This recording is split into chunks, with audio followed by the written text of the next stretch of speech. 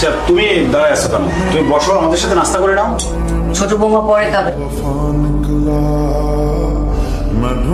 আমার বউ পরে নাস্তা করবে মানে? মা এসব তুমি কি বলছো?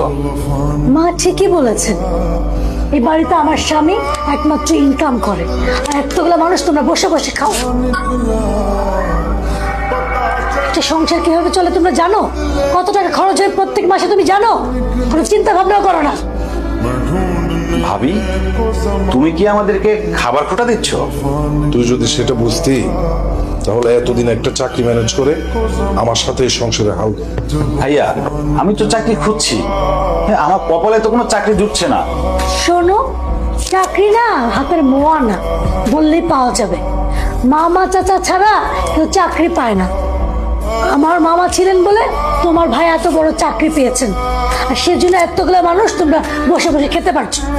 শোন শফি, তুই যদি ফকিন্নির বাচ্চাটাকে বিয়ে না করে বড় বৌমার খালাতো বোনকে বিয়ে করতি, তাহলে তোরও দুলালের মতো একটা ভালো চাকরি। মা, শেফালি গরিব ঘরের মেয়ে, সেটা ঠিক আছে, কিন্তু আমি তো ওকে ভালোবেসে বিয়ে করেছি। প্লিজ তোমরা কেউ ওকে অপমান করে কোনো কথা বলো না। তুই একটা গরিব মিসকিন ফকিন্নি মেয়েকে বিয়ে করছিস।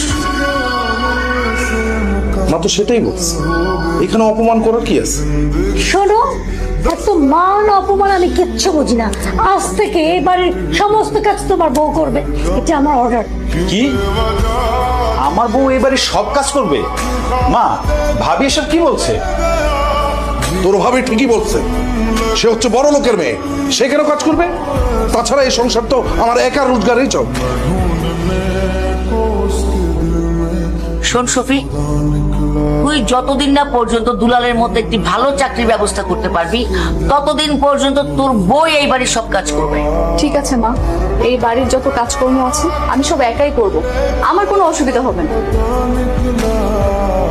শোনো, তুমি নাস্তা করে নাও, নাস্তা খাওয়া শেষ হলে বাড়ির বাইরে যাও, গিয়ে দেখো কোনো কাজের ব্যবস্থা করতে পারো কিনা। এখন উঠছিস কেন?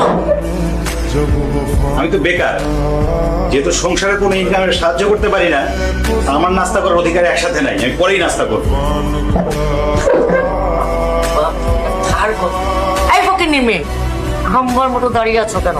বড় বৌমা কি বলেছে? হ্যাঁ, বড় বৌমা বলেছে দুটা ডিম পোস্ট করে আনতে। যাও নিয়ে এসো। ঘরে কি আর কোনো কাজ নেই? আর শোনো, আমাদের খাওয়া হয়ে গেলে তারপর শফিকে নিয়ে খেতে বসবে। দাঁড়িয়ে আছো কেন? যাও।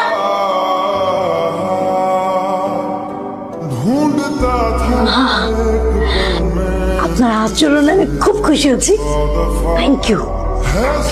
তুমি হচ্ছে একটা বড় লোকের মেয়ে, তোমাকে এই বাড়ির বউ হিসেবে মানায়। আর ওই ছোট বউ হচ্ছে ফকিন্নির মেয়ে, দেখলে না আমার গা গিজ গিজ করে ওঠে। শোনেন মা, আমি হলাম এই বাড়ির রাজরানী, ফকিন্নির মেয়ে ও হলো চাকরানী। কি হলো, আমার নাস্তা কি পাবো?